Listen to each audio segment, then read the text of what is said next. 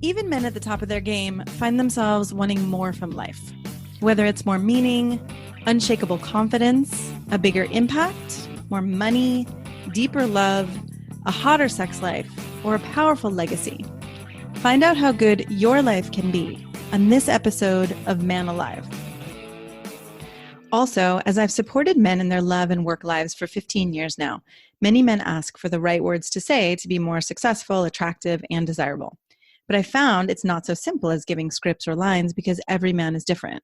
So giving words or scripts would be like giving a tall, thin man a shorter, wider man's pants, or vice versa. The words have to make sense for you and your personality, and there's so much happening beneath the surface that people are responding to. If you're interested in how to become a better lover and leader in your own unique way, go to shanajamescoaching.com/quiz, or you can text ALIVE to 44144. It only takes a couple minutes and you'll start to get an idea of how you can be both more respected and desired. After you fill it out, we can schedule a time to review your quiz and talk about your specific challenges and desires. So again, go to either shanajamescoaching.com/quiz or text ALIVE to 44144. That's ALIVE to 44144. Enjoy this episode of Man Alive. Hello and welcome to this episode of Man Alive. I'm your host, Shana James, and I am excited to be here today to talk about the important and I think beloved topic of masculine feminine dynamics and how they work on a micro and macro level, right? Between individuals, and also how it impacts the world, or how we have these masculine feminine dynamics in the world. So I have an amazing guest here today, Jay Malik. Welcome, Jay. Thank you for being here. Thank you for having me. It's always a pleasure sharing the platforms with, like-minded people and people who are interested in putting this masculine feminine energy together for people. So yeah. Tell me what drew you to this topic, the masculine feminine energy topic. So I have a very interesting spiritual background, but fast forwarding through some of that and just having a deep appreciation for just multiple ideas of what divine is, and always being interested in metaphysics and the internal, external, and how that plays a part in life, and seeing it play out in my own family, in my community, in media. And as I began coaching more women in business, specifically seeing them put the energy together in business, but sometimes that masculine defense system would be up in the love life, and they couldn't figure out how to let that down. Even though they could maybe have more flow in their business, it was not as much flow in the personal life, because that was where there was a little bit more of the deeper trauma. So working with people in that spiritual sense, helping them break down their traumas and their identity related to that trauma, opened everything up for me. And that kind of just spurred everything into this. Okay, awesome. And there was definitely the vagueness of I want to know, and maybe we don't have to go into it all in this one, but you said you have an interesting spiritual background and working with people spiritually on their traumas and identities. So can you just give us at least a little glimpse into your spiritual background, or what you're doing with people? So I grew up in a Christian/Islamic household, but I was exposed to a lot of different cultures and worldviews. Yeah. And I've probably read over 100 religious texts of just different, from all over the world, different time periods, and just seeing the similarities. So when I work with people, it's like getting to the raw truth of self. There's something in all these spiritual texts that's about discovering yourself, and there's something blocking that discovery, which could be trauma, could be pain, could be fear, whatever it is. Some people say it's evil, but whatever it is, there's something that's limiting us from discovering our true self. And no matter what it is, that's what we're all here to do, is find that identity, that identity that we know is there, but it's just hard to pinpoint it when you aren't in that place yet. You aren't in the future. So helping people almost speed time up, like Huh. because identity is on a Like speed time up to go deeper and understand that true identity, or beyond the identities and personalities that yeah, we learn about ourselves. yep. Interesting. I noticed I giggled a little when you said evil, but right, some people really do think of it as, the evil that gets in the way. And if you really take evil from a different perspective, it's, it can be, oh, right, the things that aren't real, that aren't true, that are blocking us from deeper love or essential love or things like that. So yeah, I didn't mean to offend by the Oh, giggle but yeah, there. that's a great way to put it. Like evil is something that separates us from ourselves or separates us from God. Like that's kind of like how it's digested. I think it can be taken to extremes or can be Yeah. taken to different viewpoints, but it's ultimately what separates us from our divine identity Mm-hmm. and Mm-hmm. operate our highest potential. Yeah. Yeah. So, Okay. So how does the masculine feminine come into that divine identity or our true potential for you? so I use this analogy about like a frog. If I cut a frog in half and dissected it and gave you the front half and gave me the back half, we both don't have a frog, right? We Uh-huh. both have half of a frog. Yeah. No, we can analyze that frog or that half and go very, very in depth on that half. And that's kind of what we do with life. With it comes to the masculine and the feminine, we kind of separate the two and Mm. like, go really, really deep on what this is, what that is. And sometimes we forget to put it back together Mm. because we're not a self without the inner and the external, without the masculine and the feminine, without the light and the dark. We have to put them back together. And Uh-huh. so there's a non-duality that has to be realized first, so that when you go into the duality, which is a really more of a simulation for observation, it's not an actual thing, right? It's like Yeah. I'm going into this to study the masculine, study the feminine, but also realize that neither one of these exist, but Without the other, or even at or all, even at all. Okay. right? Because there's only existence, right? There's nothing else, but we're just dissecting it, and we have to Uh-huh. go into this microscopic understanding for our own brain's sake to Got just it. We're like analyzing it or trying to understand it. So then we give it this framework. and that's even within itself, right? That is a masculine thing because that's how we label and identify Right. everything. We dissect it, analyze it, give it a name, and then so even the feminine, what we think of the feminine is still a masculine principle in nature because of the mind. There's Interesting. Taoist literature says, the Tao that can be named is not the Tao. Right. And that is kind of the essence of it. It's like everything that we name becomes a labeling mechanism for our own understanding, but it's not necessarily the essence of it because we're trying to understand it. And we Totally. can't understand the essence because if we could, Through there would be the no essence. right, through the language or through the intellect, because then we're not Right. actually living or experiencing it. And so that's a huge breakthrough because it means we don't have to understand everything that exists. Mm. Some things can just be. And that's where the feminine can start to thrive, where it's like those things you wanted to understand, you wanted to put a label to, Yeah. you don't need one. And then the things that need to be labeled, need to be understood, can be labeled. They can be logical, they can be rational, and you can operate in both of those energies. And when men do it, it looks a certain way. When women do it, it looks a certain way. We come together, we do it in business, parenting, whatever it is. There are always aspects of that masculine feminine balance that almost it's like a seeking or trying to understand. If we try to over understand, we get into a masculine framework. If we get into Uh-huh.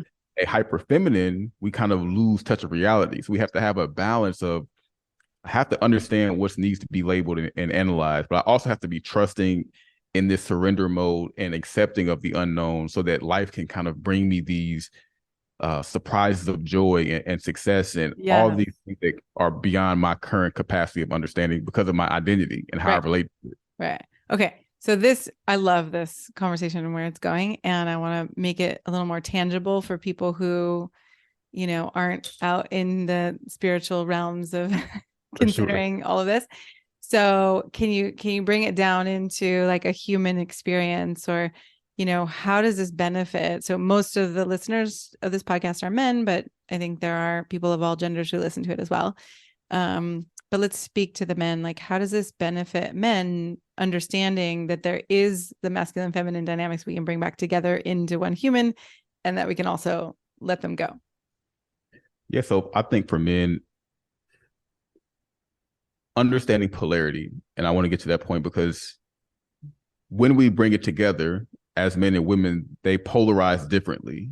Okay. So it's like that macro micro thing. It's like on the macro, it's all oneness, but on the micro individual level, because the man and woman are just that same thing that's happening with the oneness that are just dissected.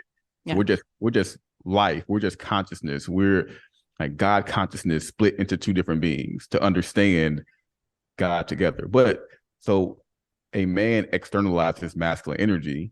So there are very important things that are key or vital for a man to succeed. And it's all having to do with order, stability, structure, responsibility, all masculine rigid principles. They're all things that must be analyzed and logical to function properly. If a man doesn't have proper sleep schedule, that's routine, that's regimen. Mm-hmm. If he doesn't manage his money well, not going to do well in life, right? So these are things that are also attractive to a female counterpart because he observes how a man keeps his life. If his clothes seem unorderly, like everything about a man is about how orderly is this man? Is this man clean? Does this man look like he has good hygiene? Does he exude confidence? And the confidence comes from your competence and your regimen. Like if you have a certain schedule, you do certain things, and you know this is who you are very confident in that version of yourself. Yeah. Now, what feminine comes in, it's are you able to expand that further than you're maybe comfortable with right now? Expand what further? The identity of self. Okay. And And so you're saying when a feminine other person comes in, or in your own self when the feminine comes? well, both, but Both. in your Okay. own feminine energy, let's say a man is Right. Because too rigid, too regimented, too just structured. you're just For now me, as a feminine woman, who I also have a lot of masculine too, but I'm like, okay, if you're just structured and that's it, and we can't have an emotional connection, then it falls apart for me there. yeah. And that loop, you become the same person. And then so the feminine is the ability to expand outward past what you know. It's that unknown factor. And so that's where you can like learning, being open to learn, being curious enough to learn, being a huge one is being okay with being wrong, being okay with failing, being okay with trial and error, being okay with the scientific process within itself and saying, hey, I'm going to try this out and see what happens. Not, I'm going to try this out and this better happen, or I'm going to be sad, frustrated, upset, etc. Right. Or I lose my sense of self-worth because this experiment did not go the way I thought it should. Yeah. So that harms a lot of men, even when it comes to just dating. They may be very successful in business or in their career. When it comes to the experimentation of partnering with a woman, if it goes wrong, that may hurt the ego more than it should. And so there are just many examples of it, but just being able to expand identity, being able to learn and being able to put that into a logical framework so that that becomes a part of who you are. The expansion process is integrated within that masculine protection, which is the same thing that men are supposed to do for women. It's like, if I have this order and structure around you, then you're free to operate and expand within these means so that now we're both just growing in synergy versus there's no push pull. It's just bloom. I like the idea of growing in synergy and curious, right? So, okay, so for a heterosexual man who's in a relationship with a woman who the more I get older, the more I see the masculine, feminine in all beings. So it's not just like the men have to hold the masculine and women have to hold the feminine. But okay, so if we're looking at the synergy and growth of, let's say, a couple who's a man and a woman together versus, what did you say, a push-pull? A push-pull dynamic where it's not synergetic and someone is dragging someone in the dynamic. Usually it's going to be the woman. Very rarely dragging the man. You're not going to usually see a man dragging a woman. Yeah. Because a man who's like capable of leadership and direction is just going to let that person go, right? But A a man woman, who's capable of leadership and direction, oh, would let a woman go if she's not meeting him there. yeah, she's like, no, like you rarely see that. It happens, but it's very, very rare because Interesting. usually that man he looks for the person who's going to compliment him. Uh-huh. Uh-huh. Sometimes if the person is not in their masculine energy, the Yeah. woman may see something in him. And that's also like the gift and the That's curse of the common. feminine, Right. right? Because the women see See they potential. you're imagining like Yeah. it's a powerful energy, but also it can be almost distorted or even delusional in some cases. Like, oh, he'll get better, but it's like he won't get better. And so she's trying to motivate him what Mm-hmm. she already have. So she's trying to kind of build him up to a space where she can feel protected. But it's almost Yes. like it's not going the right direction. Yeah. Yeah. That's more that push pull. And so, I mean, I love the synergistic growth. I think it's powerful and beautiful. And I've definitely experienced that in my romantic relationships. And I'm curious for you, what does that look like? Or how do you teach people to create that?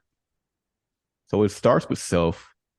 Like you have to have it within yourself because like attracts like if you're in that space, Yeah. you recognize it in others. And I think sometimes the biggest again is potential. It's because we have connection, we connect with people just subconsciously even. Mm-hmm. And sometimes we just wish someone had the same ideas or same purpose or same goals or same whatever it is ambition as us. So we try to push it into them. Yeah.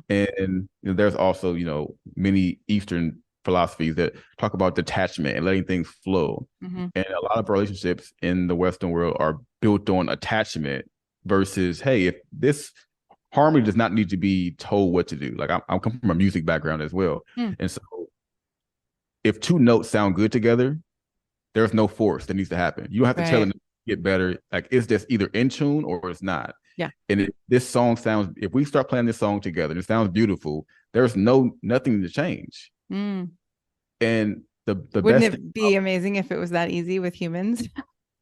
and to a Or degree is the hardest part is figuring out what your note is or figuring out what your instrument right. is, figuring out what your genre of music is, right? Yeah. Because some people you may be an amazing, let's say you're a jazz and you're great.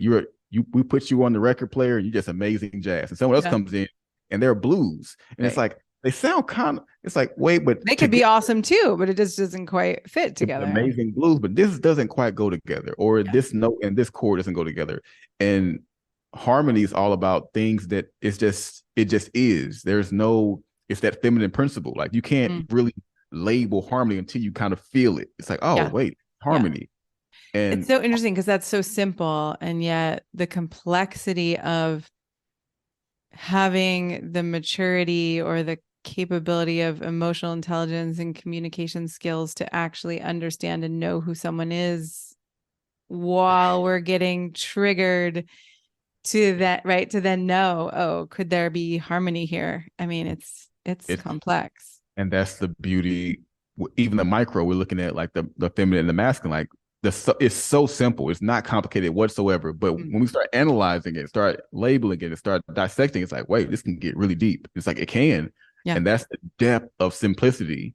That's the depth of the feminine. It's like it's not complicated, but you can go really, really deep on it to where when you start labeling the depthness, it's like, wait a minute, this is actually.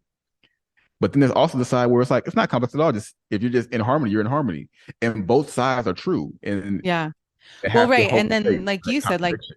yeah, the more we can be in harmony with ourselves, the more capacity we have to create harmony with someone else. So that, if someone else is in their trigger or their, shut down, then we don't have to react with our trigger and our shutdown. And so, right, I think that does go back to that principle of the more we can create that within ourselves, the more we get to have that with others in the world.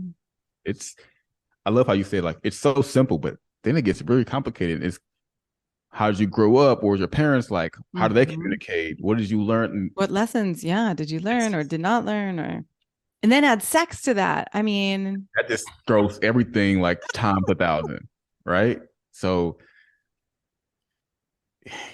it's crazy. It's a crazy like reality because it's the beauty of it is the simplicity, and that's just the essence of life. Because at the end of the day, when you take everything off the board, take Yeah. away the money, take away the titles, the status, all we really have is our connections. Yeah.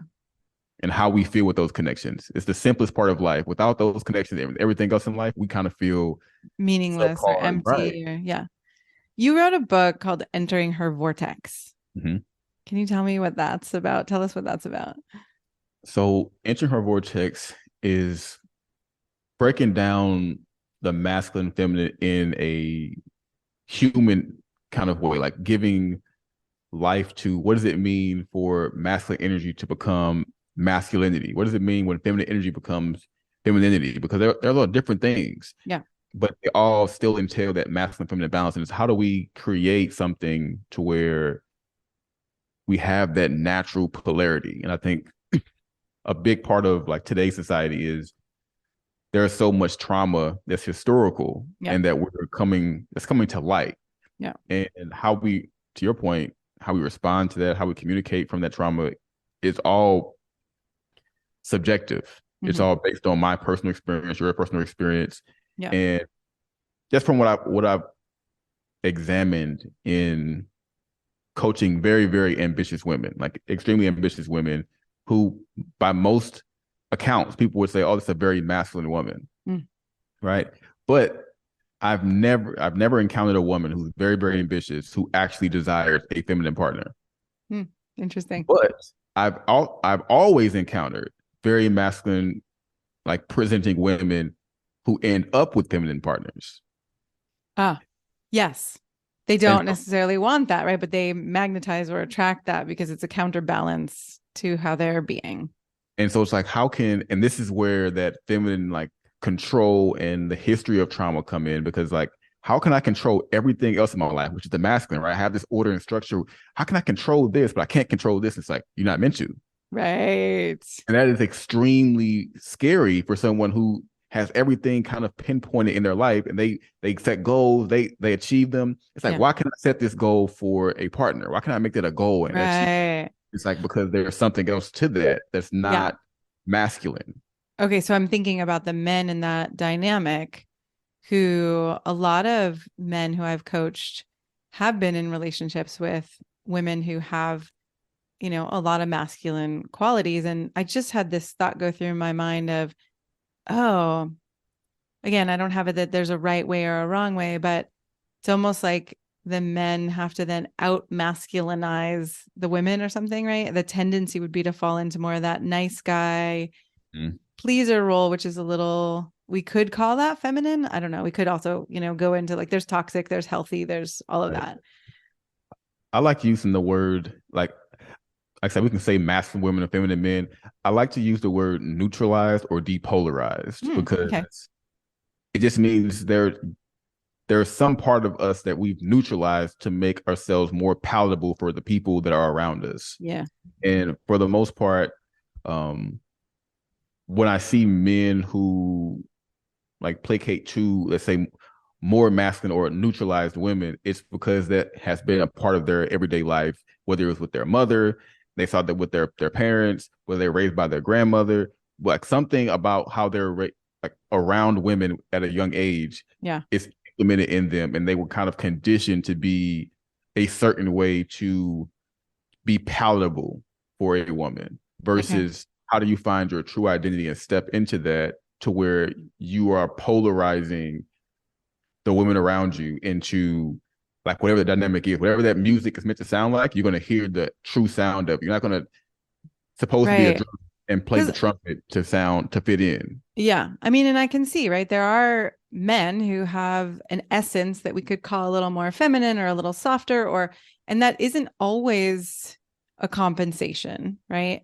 But then there are men or people who that is a compensation. Right.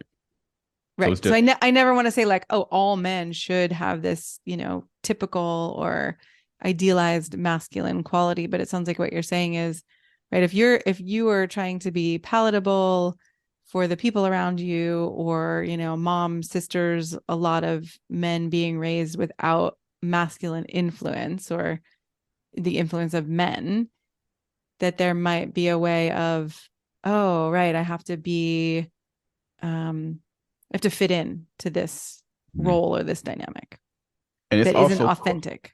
yeah, and it's cultural as well. Like there are so many influences, and this is just this is like a very nuanced, like thing, because men are naturally programmed to be of service to women. Mm-hmm. That's just a natural programming, and vice versa is true, right? So if a woman says, "Hey, I don't necessarily like," we talk about toxic masculinity and patriarchal tyranny and all these different things, where you have, let's say you take that person, you put them in this time period, and then you take away their masculine influence, and maybe it was a good one, maybe it was a bad one, but you take it away regardless, and then they're around feminine influence, and then also culturally, they hear about how bad this toxic thing has been. I haven't experienced it. I haven't seen it for myself, but I heard about it. I read about it. I read a blog post. I read a news story. I watched a documentary on it. So this thing must be bad. So how can I condition myself to not be bad? Because no one wants to be bad, and it goes Which to is such identity. a beautiful intention, right? Like, oh, I want to be good. Exactly. Yeah. It's an amazing intention, and even for the women who are saying, "Hey, I don't want this. I don't want that." It's like you're absolutely right. You do not want tyranny. You do not want abuse. You do not want those things. Mm-hmm. 100% correct. Mm-hmm. But what comes with that often is I don't really understand what I do need until I need it, until I miss it. Yeah. And that is what happens with a lot of women who are, whether they're very ambitious and or masculine oriented or in like career or whatever it is, or they're, hey, just want to have a family, but they maybe watch their parents go through abuse and domestic violence, something like that. And Mm-hmm. they don't really understand, hey, there's going to be a time period. Usually for women, it's when they have children. Yeah. There's like, I call it mother consciousness. When a woman has a child, she becomes much more aware of what it means. There's material things in the world that are required to make a family function properly. Yeah. And when a woman is single and like she's doing her own thing, there's not that really a need for like, I need safety, protection, provision, leadership, guidance, someone I can have counsel. It's just like, as long as we vibe, as long as we have a connection, it'll be good. Interesting. Right. Right. From someone else or in that relationship dynamic. Right. Right. And once the kid is there, it's like, It's like, wait a minute, now I need this. mother bear comes online. And the guy's like, wait, you didn't need any of this before. I'm trying to be the guy who's, and sometimes it's not even conscious, right? Sometimes it's subconscious, and it's just like little things that start separating people. And this is just observation. And I've talked to women from every generation on every continent.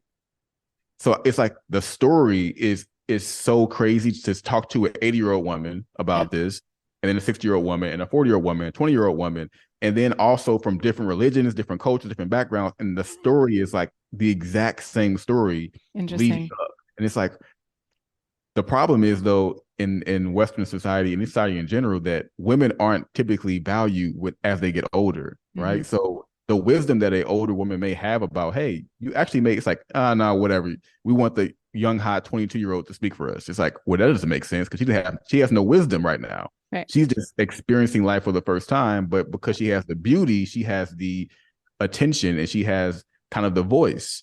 And so there's also a lost art of like, how do we spread wisdom from the family, but family gets disrupted when you have the masculine feminine imbalance. So it's like, where do you start to heal this such like huge issue?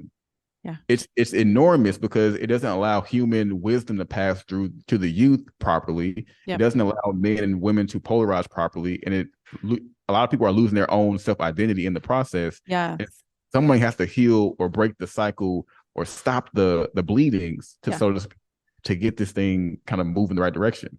Yeah. I mean, again, there's so much there we could go into, but the thing that's just at the top of my mind right now is I'll say a man, but I'll also just say human, right? Like the willingness to learn and evolve, especially with a partner as that partner's evolving. So I can see how some men or people would feel kind of like that I don't know what the saying, the wool pulled over them, or like something pulled out, the rug pulled out from under them. Like you wanted certain parts of me, and now, oh my gosh, suddenly you want these other parts of me. And also, I don't know if I have access to these parts of me because I'm also growing and maturing and have been, in the younger aspects of myself. Yeah. So the capacity to really listen to each other without blowing things up or taking things personally or being like, you fooled me, or any of those blaming, shaming, attacking things feels like a really important part of this growth.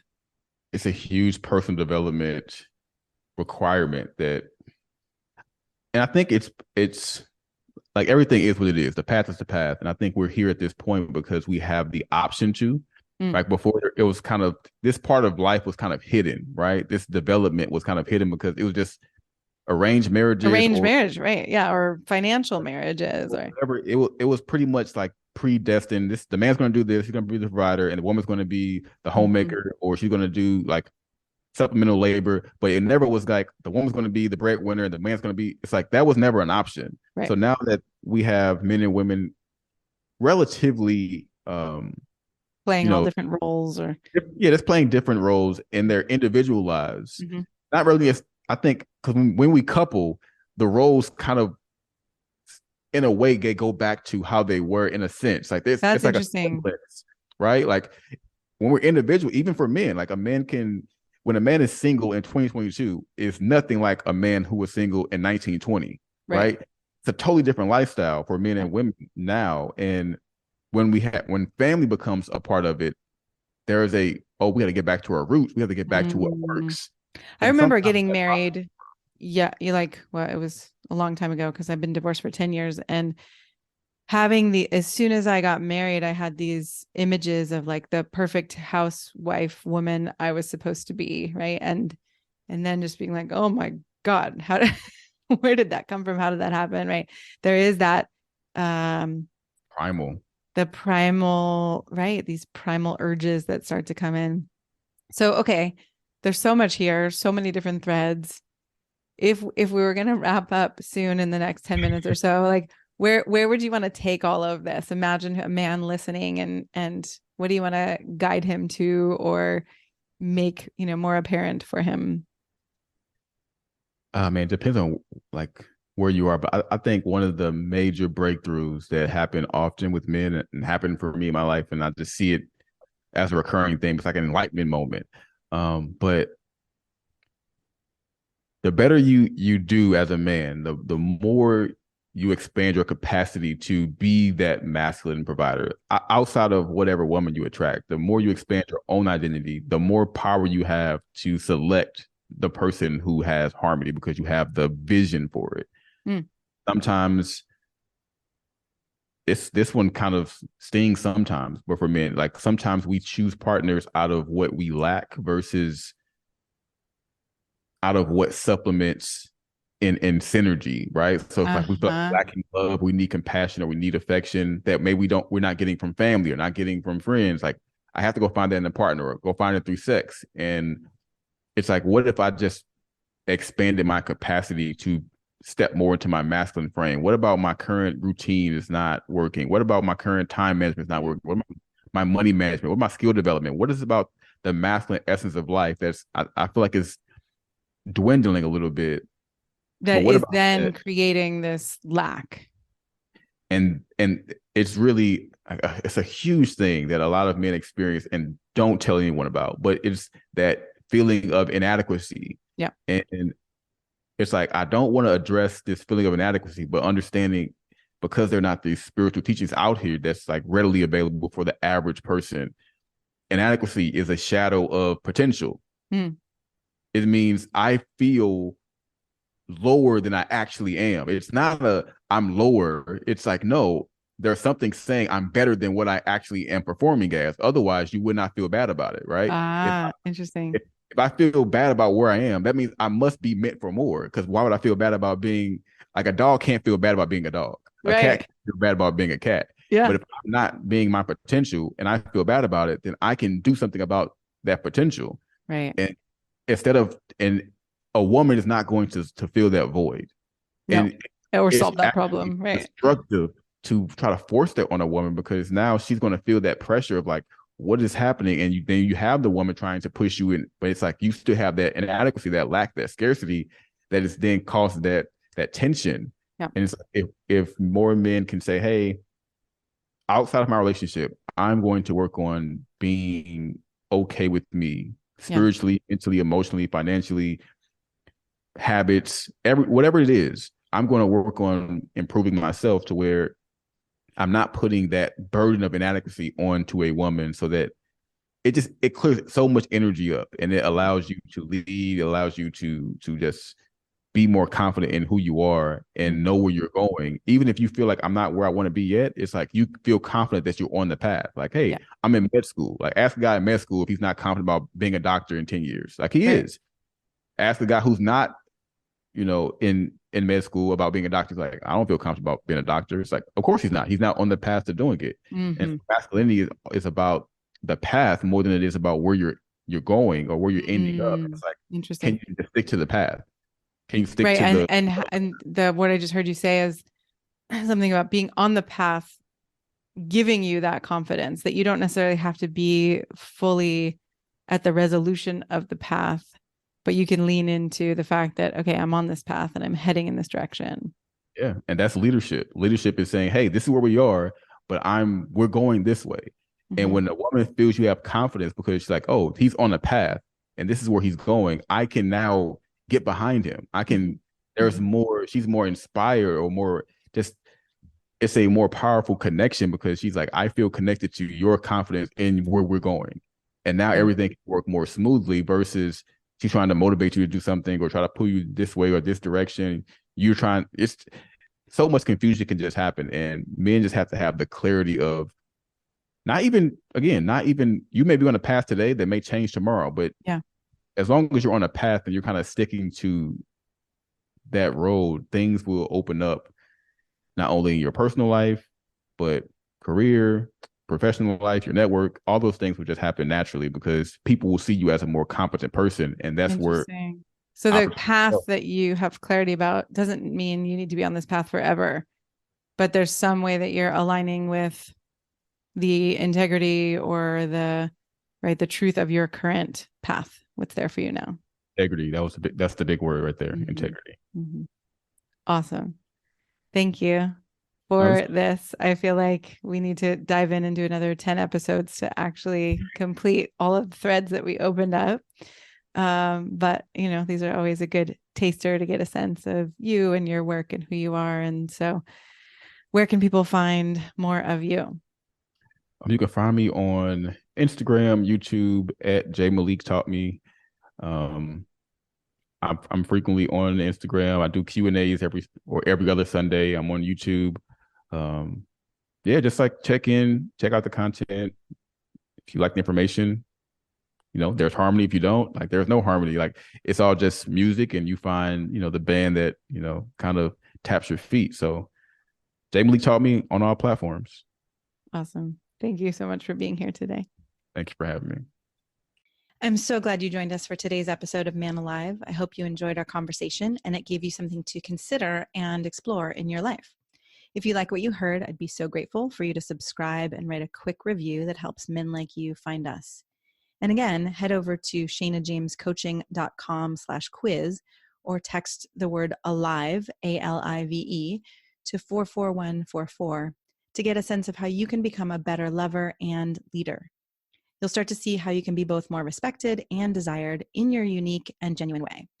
If you don't feel as confident or as excited about life or love as you'd like to be, this quiz is a really great starting point and will guide you toward a more passionate love life and a more inspiring and successful career. So again, text ALIVE, ALIVE, to 44144 or head over to shanajamescoaching.com/quiz. Join us each week for a new episode of Man Alive.